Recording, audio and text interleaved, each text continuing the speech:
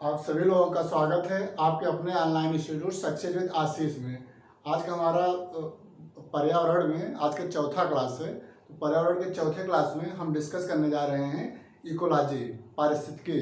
ठीक, तो आज का हमारा क्लास 4 है और क्लास 4 में हम आप लोगों को पढ़ाएंगे आज पारिस्थितिकी, इकोलॉजी एवं इकोसिस्टम, पारिस्थितिकी तंत्र।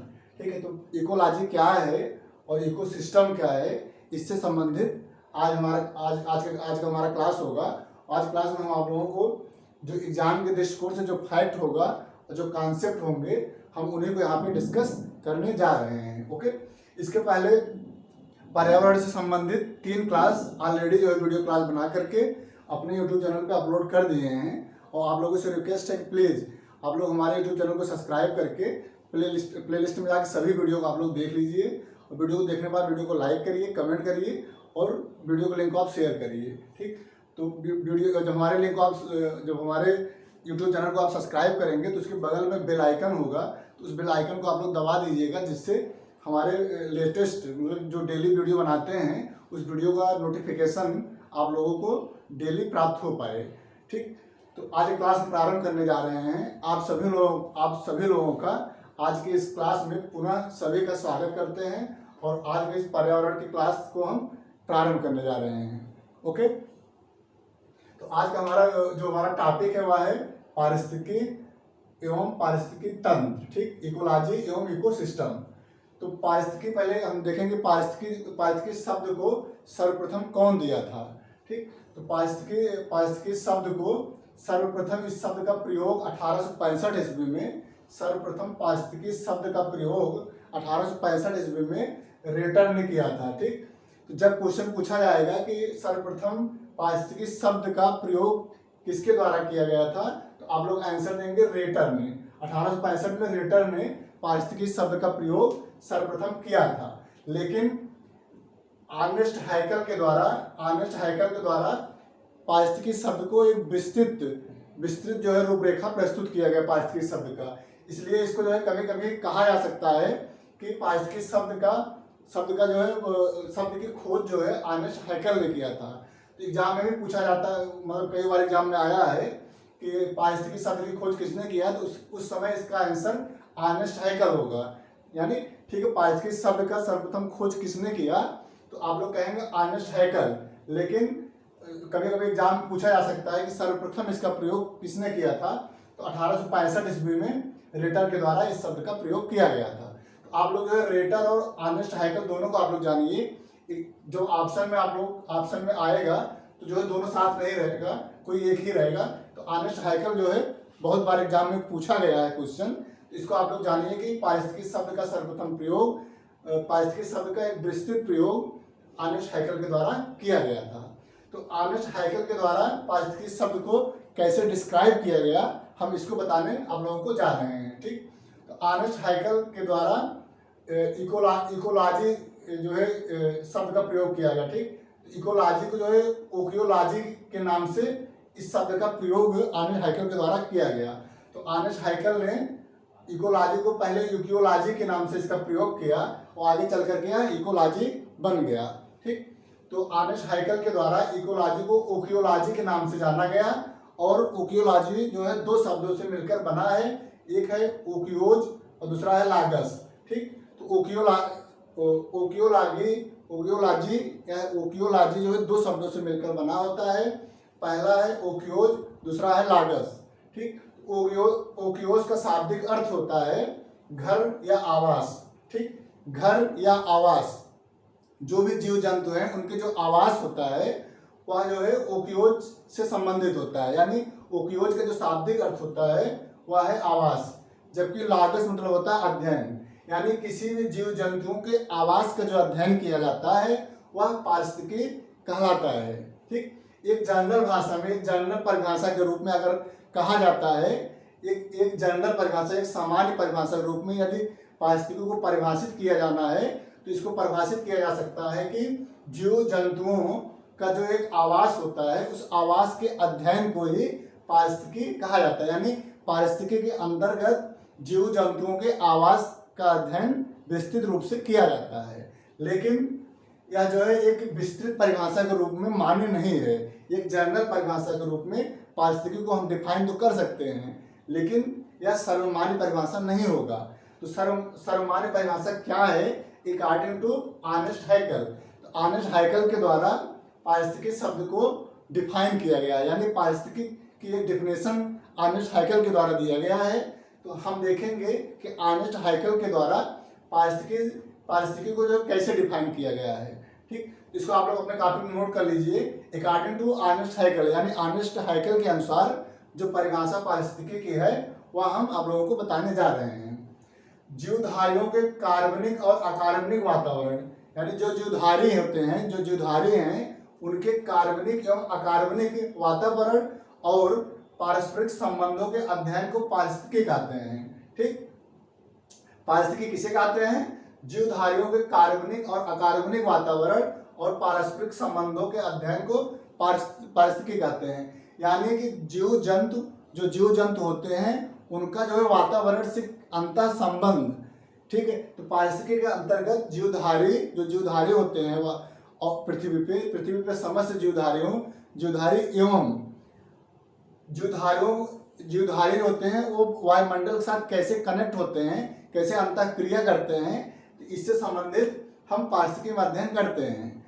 तो इसको आप लोग अपने कॉपी में नोट कर लीजिए कि पारिस्थितिकी के अंतर्गत जीवधारियों के कार्बनिक और अकार्बनिक वातावरण और पारस्परिक संबंधों के अध्ययन को पारिस्थितिकी कहते हैं। ठीक, तो पारिस्थितिकी जो है एक जीव विज्ञान की एक शाखा है। पारिस्थितिकी एक जीव विज्ञान की एक शाखा है। पारिस्थितिकी के अंतर्गत इसमें जो जीव समुदायों तथा उनके वातावरण के जीव समुदाय एवं उनके वातावरण के साथ एक अंतः संबंध होता है। ठीक, तो इसी को जो है पारिस्थितिकी के अंतर्गत हम अध्ययन करते हैं। तो आप लोग एक जनरल भाषा समझ लीजिए कि पारिस्थितिकी है क्या। तो पारिस्थितिकी के अंतर्गत जो जीव जंतु का जो समुदाय होता है वह अपने वातावरण के साथ कैसे कनेक्ट होता है, इसका हम अध्ययन पारिस्थितिकी के अंतर्गत करते हैं। ठीक, तो अकॉर्डिंग टू अर्नेस्ट हैकेल के अनुसार जीवधारियों के कार्बनिक और अकार्बनिक वातावरण और पारस्परिक संबंधों के अध्ययन को पारिस्थितिकी कहते हैं। और एक अन्य परिभाषा है, वह क्या है कि पारिस्थितिकी जीव विज्ञान की एक शाखा है। Ecology is the branch of biology. तो पारिस्थितिकी जीव विज्ञान की एक शाखा है जिससे जीव समुदायों तथा उनके वातावरण के मध्य पारस्परिक संबंधों का अध्ययन किया जाता है। ठीक, तो पारिस्थितिकी के अंतर्गत क्या अध्ययन किया जाता है? पारिस्थितिकी के अंतर्गत जो जीव समुदाय हैं और उनके वातावरण के मध्य, जो जीव समुदाय हैं और उनका जो वातावरण है, उनके मध्य जो पारस्परिक संबंध होता है, पारस्परिक संबंधों का अध्ययन किया जाता है पारिस्थितिकी के अंतर्गत। पारिस्थितिकी के अंतर्गत में सभी जो जीव जंतु हैं और उनका जो वातावरण है, उनके बीच में जो अंतर संबंध होता है, इसी का अध्ययन पारिस्थितिकी के अंतर्गत किया जाता है। ठीक, तो हमें उम्मीद है आप लोगों को समझ में आ गया होगा। अब हम अगले जो है टॉपिक की तरफ बढ़ते हैं। अगला है हमारा पारिस्थितिक तंत्र। ठीक, पहला था हमारा पारिस्थितिकी और दूसरा है पारिस्थितिक तंत्र। तो पारिस्थितिक तंत्र क्या है, इससे संबंधित हम आप लोगों को बताने जा रहे हैं। ठीक है, तो पारिस्थितिक तंत्र यानी इकोसिस्टम संकल्पना को सर्वप्रथम कौन प्रस्तुत किया था? तो एजी टांसले के द्वारा 1935 में इस संकल्पना को प्रस्तुत किया गया था। ये बहुत बार क्वेश्चन पूछा गया है कि इकोसिस्टम के जन्मदाता कौन है? आप लोग आंसर देंगे। एजी टांसले के द्वारा 1935 ईस्वी में पारिस्थितिक तंत्र की संकल्पना को प्रस्तुत किया गया था पहली बार। ठीक, तो एजी टांसले के द्वारा 1935 ईस्वी में पारिस्थितिक तंत्र की संकल्पना को प्रस्तुत किया गया था। अब हम देखेंगे पारिस्थितिक तंत्र है क्या चीज। ठीक, तो पारिस्थितिक तंत्र में इसमें जो है जैविक एवं अजैविक घटक होते हैं जो आपस में एक दूसरे से इंटरकनेक्ट होते हैं। ठीक, तो पारिस्थितिक तंत्र के अंतर्गत में कुछ ऐसे भौतिक तंत्र होते हैं जैसे जैविक तंत्र, अजैविक तंत्र। तो ये जो जैविक अजैविक तंत्र मिल करके पारिस्थितिक तंत्र का निर्माण करते हैं। यानी पारिस्थितिकी में बहुत सारे जीव जंतुओं का समुदाय होता है। उन जीव जंतुओं के समुदाय को जब हम पारिस्थितिक तंत्र के अंतर्गत इंक्लूड करते हैं तो वह जो है कुछ जैविक होते हैं, कुछ अजैविक होते हैं। यानी पारिस्थितिक तंत्र में कुछ जो जैविक तंत्र होते हैं, कुछ अजैविक होते हैं। तो अब इसको आप लोग अपने कॉपी में नोट करिएगा कि पारिस्थितिक तंत्र भौतिक तंत्रों का एक विशेष प्रकार होता है। पारिस्थितिक तंत्र भौतिक तंत्रों का एक विशेष प्रकार होता है जिसकी रचना अजैविक एवं जैविक घटकों से होता है। तो पारिस्थितिक तंत्र का निर्माण कैसे होता है? अजैविक एवं जैविक घटकों से इसका निर्माण होता है। अभी हम कुछ ही समय बाद आप लोगों को बताएंगे कि पारिस्थितिक तंत्र के कौन कौन से घटक होते हैं, अजैविक घटक क्या है और जैविक घटक क्या है, इसके बारे में हम अभी थोड़े ही देर में आप लोगों को डिस्क्राइब करेंगे। अभी खाली आप लोग इतना जान लीजिए कि पारिस्थितिक तंत्र किसे कहते हैं। तो पारिस्थितिक तंत्र के अंतर्गत पारिस्थितिक तंत्र भौतिक तंत्रों का एक विशेष प्रकार होता है जिसकी रचना अजैविक एवं जैविक घटकों से होता है। ठीक है, तो यहाँ बस केवल आप लोग इसको जो है अपने कॉपी में नोट कर लीजिएगा। अभी थोड़ी ही देर में आप लोगों को हम इसको अच्छे से डिस्क्राइब कर रहे हैं। पारिस्थितिक तंत्र एक खुला तंत्र होता है। एग्जाम में पीसीएस में पूछा गया है कि पारिस्थितिक तंत्र एक बंद तंत्र होता है या खुला तंत्र होता है। तो आप लोग आंसर देंगे कि पारिस्थितिक तंत्र एक खुला तंत्र होता है, क्योंकि पारिस्थितिक तंत्र के अंतर्गत जो है जीवों का कोई भी जीव जंतु हो पारिस्थितिक तंत्र में इन्वॉल्व हो सकता है और पारिस्थितिक तंत्र से बाहर भी जा सकता है। इसलिए जो है कभी मतलब यह नहीं हो सकता है कि पारिस्थितिक तंत्र एक बंद व्यवस्था होती, कभी नहीं। तो पारिस्थितिक तंत्र जो है हमेशा एक खुला तंत्र होता है। यहाँ पे हमेशा जीव जंतुओं का एंट्री पॉसिबल होता है। नेक्स्ट है कि यह प्रकृति में एक क्रियात्मक इकाई के रूप में जाना जाता है। पारिस्थितिक तंत्र एक जो है क्रियात्मक इकाई है, या जो है हमेशा इसका फंक्शन होता है। ठीक, तो पारिस्थितिक तंत्र में हर जीवों का कुछ न कुछ इंपॉर्टेंस होता है, चाहे वह उत्पादक हो चाहे वह उपभोक्ता हो, सबका एक इम्पॉर्टेंस होता है। इसलिए ये भी जो क्वेश्चन पीसीएस में पूछा गया है कि जो है पारिस्थितिक तंत्र क्या यह एक क्रियात्मक इकाई है कि संरचनात्मक इकाई है कि गुणात्मक इकाई है। तो आप लोग आंसर कर देंगे कि यह एक क्रियात्मक इकाई के रूप में जानी जाती है। ठीक, तो पारिस्थितिक तंत्र एक क्रियात्मक रूप में जानी जाती है। अब हम आगे बता रहे हैं कि पारिस्थितिक तंत्र के कौन कौन से घटक होते हैं, यानी अजैविक एवं जैविक घटक कौन कौन से, मतलब अजैविक घटक कौन कौन से होते हैं और जैविक घटक, क्योंकि यहाँ से भी क्वेश्चन पूछा जाता है कि कौन सा अजैविक घटक है कौन सा जैविक घटक है। तो इसके बारे में हम आप लोगों को बताने जा रहे हैं। इसको आप लोग अपने कॉपी में नोट कर लीजिए प्लीज।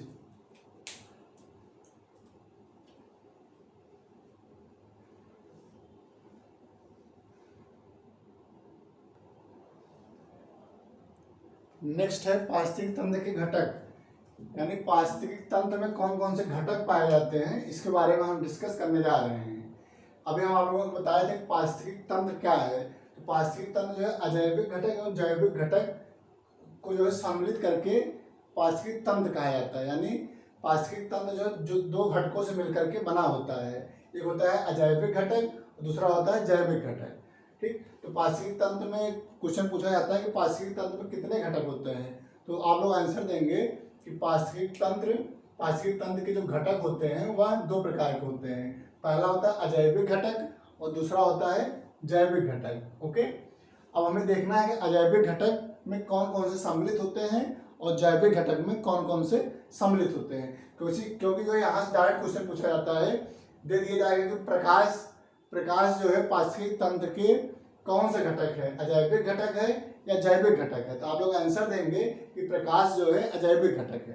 तो अभी हम आप लोगों को जो है इसको समझा देंगे। तो आप लोगों को कहीं से क्वेश्चन यहाँ से पूछा जाएगा तो आप लोग आंसर बड़े आराम से दे सकते हैं। ओके, तो बस केवल आप लोग जो हम यहाँ पे समझाना चाह रहे हैं उसको आप लोग अपने कॉपी में नोट कर लीजिएगा और यहीं पे जो है आप लोगों को याद भी हो जाएगा। इसको आप सीरियस होकर देखेंगे तो अजैविक घटक के अंतर्गत इसको जो 3 प्रकारों में बांटा जाता है। अजैविक घटक को 3 प्रकारों में मुख्यतः बांटा जाता है। पहला है भौतिक घटक, दूसरा है कार्बनिक घटक, अकार्बनिक घटक और तीसरा है कार्बनिक घटक। तो भौतिक घटक के अंतर्गत अजैविक घटक को 3 प्रकारों में बांटा जाता है। अजैविक घटक को 3 प्रकारों में बांटा जाता है। पहला है भौतिक घटक, दूसरा है अकार्बनिक घटक और तीसरा है कार्बनिक घटक। ठीक, तो अब हम देखेंगे कि भौतिक घटक के अंतर्गत कौन कौन से शामिल किया जाता है, किन किन तत्वों को जो है शामिल किया जाता है भौतिक घटक, यानी भौतिक घटक में क्या क्या शामिल किया जाता है। इसमें जो है भौतिक घटक के अंतर्गत प्रकाश को शामिल किया जाता है, प्रकाश को भौतिक घटक के अंतर्गत शामिल किया जाता है प्रकाश को। ओके, तो प्रकाश को किसके अंतर्गत शामिल किया जाता है? भौतिक घटक के रूप में प्रकाश को शामिल किया जाता है। नेक्स्ट है तापमान, तापमान को भी भौतिक घटक के रूप में शामिल किया जाता है।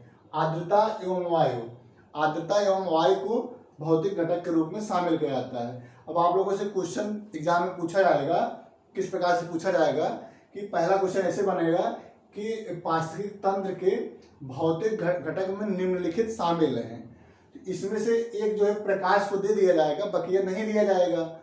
तो आप लोगों का आंसर यही होगा कि भौतिक घटक को, पारिस्थितिक तंत्र में भौतिक घटक प्रकाश को ही कहा जाता है। और ऐसे ऑप्शन दे देंगे तापमान, आर्द्रता, वायु।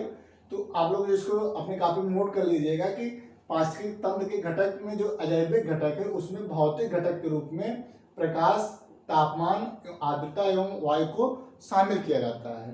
ठीक, नेक्स्ट है अकार्बनिक घटक। तो अजैविक घटक के अंतर्गत जो अकार्बनिक घटक होते हैं उसमें जल, मृदा, वायुमंडलीय गैस एवं खनिज। तो जल, मृदा, वायुमंडलीय गैस एवं खनिज को अकार्बनिक घटक के रूप में शामिल किया जाता है। तो इसमें भी क्वेश्चन ऐसे बनेगा कि निम्नलिखित में से कौन से अकार्बनिक घटक हैं। आप लोगों को जो है आंसर देना होगा, इसलिए आप लोग जो है अकार्बनिक घटक के रूप में इन चारों को आप लोग याद कर लीजिए कि अकार्बनिक घटक के रूप में जल, मृदा, वायुमंडलीय गैस एवं खनिज को जाना जाता है, सम्मिलित किया जाता है। अकार्बनिक घटक के रूप में जल, मृदा, वायुमंडलीय गैस एवं खनिज को शामिल किया जाता है। नेक्स्ट है कार्बनिक घटक। तो कार्बनिक घटक के अंतर्गत कार्बोहाइड्रेट, प्रोटीन एवं वसा, कार्बोहाइड्रेट, प्रोटीन एवं वसा को कार्बनिक घटक के रूप में सम्मिलित किया जाता है। ओके, तो अब जो है ये तीनों मिल करके भौतिक घटक, अकार्बनिक घटक और कार्बनिक घटक, ये तीनों मिल करके अजैविक घटक का निर्माण करते हैं। ठीक, तो पारिस्थितिक तंत्र के अंतर्गत ये सभी क्रियाएं घटित होती हैं। ठीक, तो अब हम अगला देखेंगे जैविक घटक क्या क्या हैं। जैविक घटक के रूप में उत्पादक, उपभोक्ता एवं अपघटक, ये तीनों जो है जैविक कारक के रूप में सम्मिलित किए जाते हैं। तो जैविक कारक के रूप में उत्पादक, उपभोक्ता एवं अपघटक, उत्पादक, उपभोक्ता एवं अपघटक को तीनों को जो है जैविक घटक के रूप में शामिल किया जाता है। पारिस्थितिक तंत्र में जैविक घटक में उत्पादक, उपभोक्ता एवं अपघटक को शामिल किया जाता है। उत्पादक किसे कहते हैं? उत्पादक उसे कहते हैं जो अपना भोजन स्वयं बनाता है। ठीक, यानी प्रकाश संश्लेषण के माध्यम से, प्रकाश संश्लेषण के माध्यम से जब कोई भी, जैसे जितने प्रकार के पौधे होते हैं, जो पौधे होते हैं वो जो है भोजन स्वयं अपने आप बनाते हैं, इसलिए पौधों को जो है उत्पादक के रूप में शामिल किया जाता है। तो इसलिए कहा जाता है कि उत्पादक स्वयं भोजन बनाते हैं, इसलिए इसको जो है स्वपोषित कहा जाता है। ठीक, उत्पादक क्या होते हैं? जो भोजन स्वयं बनाते हैं। ठीक, तो प्रकाश संश्लेषण के माध्यम से जो भोजन स्वयं बनाए उन्हें हम उत्पादक के रूप में शामिल करते हैं। उपभोक्ता क्या है? उपभोक्ता जो है उत्पादक के ऊपर निर्भर होते हैं। ठीक, उपभोक्ता जो है उत्पादक के ऊपर निर्भर होते हैं। उत्पादक जैसे जो पेड़ पौधे हैं उनको जो है उपभोक्ता यूज करते हैं। ठीक, तो उत्पादक जो है, उत्पादक अपने भोजन को स्वयं बनाता है, जबकि उपभोक्ता अपना भोजन स्वयं न बना करके किसी दूसरे पर निर्भर होता है। इसी को जो है उपभोक्ता कहा जाता है। ठीक, जैसे जंतु भी एक उपभोक्ता है, मतलब जो जीव जंतु होते हैं, और मनुष्य स्वयं भी एक उपभोक्ता है। तो उपभोक्ता जो है या स्वयं भोजन न बना करके किसी दूसरे पर जो है आश्रित होता है। ठीक, अब होता है अपघटक। अपघटक होते हैं कि यह जो है जो जीव जंतु पेड़ पौधे मृत अवस्था में चले जाते हैं, तो मृत अवस्था में जो है ये जीव जंतु उसको अपघटित करते हैं, तो अपघटन के दौरान वो अपना भोजन प्राप्त करते हैं। ठीक, तो इसको जो है अपघटक कहा जाता है। तो अब जो है जैविक घटक को 3 प्रकारों में बांटा गया। पहला है उत्पादक घटक, दूसरा है उपभोक्ता घटक, तीसरा है अपघटक। ठीक, तो ये तीनों मिलकर के जैविक घटक का निर्माण करते हैं, और यह तीनों भी पारिस्थितिक तंत्र के प्रमुख भाग होते हैं। ठीक, अब हमें देखना है जैविक घटक को निम्नलिखित जो है दो प्रमुख संगठकों में बांटा गया है। जैविक घटक को दो प्रमुख संगठकों में बांटा गया है। ठीक, जैविक घटक को दो प्रमुख संगठक में बांटा गया है। कौन कौन से हैं? स्वपोषित संगठक और परपोषित संगठक। ठीक, अब एग्जाम में पूछा जाता है कि स्वपोषित संगठक क्या होता है और परपोषित संगठक क्या होता है। तो आप लोग इसका आंसर देंगे कि स्वपोषित संगठक वह होते हैं जो अपना भोजन प्रकाश संश्लेषण एवं रासायनिक प्रक्रियाओं के द्वारा स्वयं निर्माण कर लेते हैं। उनको जो है स्वपोषित संगठक कहा जाता है। जैसे जितने भी पेड़ पौधे होते हैं ये सब जो है स्वपोषित संगठक हैं। ठीक, तो जो भोजन स्वयं निर्माण करें उनको जो है स्वपोषित संगठक के रूप में शामिल किया जाता है। जबकि परपोषित जो होते हैं, परपोषित संगठक जो होते हैं यह स्वयं भोजन न बना करके किसी दूसरे पर आश्रित होते हैं। ठीक है, तो मनुष्य क्या है? मनुष्य एक परपोषित प्राणी है क्योंकि मनुष्य अपना भोजन स्वयं न बना करके किसी दूसरों पर निर्भर होता है। ठीक, तो परपोषित क्या होते हैं? परपोषित स्वयं भोजन न बना करके वह भोजन के लिए किसी दूसरे पर निर्भर होते हैं। ठीक, तो परपोषित जो है, जब परपोषित उसे कहा जाता है जब जो है कोई भी जीव जंतु अपने भोजन जो है स्वयं न बना करके किसी दूसरे जीव जंतु पर निर्भर हो, इसको जो है परपोषित संगठक कहा जाता है। ठीक, तो स्वपोषित जो स्वयं भोजन बनाए, परपोषित जो दूसरों पर आश्रित रहे। इसको आप लोग अपने कॉपी में नोट कर लीजिएगा, एग्जाम में कभी कभी पूछे जाते हैं। ठीक, आज की क्लास में हम आप लोगों से डिस्कस किए कि पारिस्थितिकी क्या है और पारिस्थितिकी तंत्र क्या है और पारिस्थितिकी तंत्र के कौन कौन से घटक होते हैं। ठीक, तो आज की क्लास में हम 3 छोटे छोटे टॉपिक को हम कवर किए हैं। पहला हमारा टॉपिक था पारिस्थितिकी इकोलॉजी, दूसरा था इकोसिस्टम पारिस्थितिकी तंत्र, और तीसरा हम आप लोगों से डिस्कस किए पारिस्थितिकी तंत्र के प्रमुख घटक। ठीक, तो आज की क्लास में हम इतना ही। अब इसके आगे की क्लास में हम एक नया टॉपिक पर्यावरण से संबंधित आप लोगों से डिस्कस करेंगे। तो आज की क्लास में इतना ही। आप लोगों से रिक्वेस्ट है कि प्लीज़ आप लोग हमारे वीडियो को जो है लाइक करिए, कमेंट करिए, वीडियो के लिंक को आप शेयर करिए और हमारे यूट्यूब चैनल को आप सब्सक्राइब कर लीजिए। हमारे यूट्यूब चैनल को सब्सक्राइब करिए और बगल में जो है बेल आइकन है, उस बेल आइकन को आप प्रेस कर दीजिएगा, जिससे हमारे वीडियो का नोटिफिकेशन आप लोगों को समय समय से आप लोगों के पास पहुंचता रहे। ओके, तो हमारा कैसे वीडियो लगा आप लोग जो है कमेंट में प्लीज़ बताइएगा। और आज के लिए इतना ही। बहुत बहुत धन्यवाद। Thank you so much.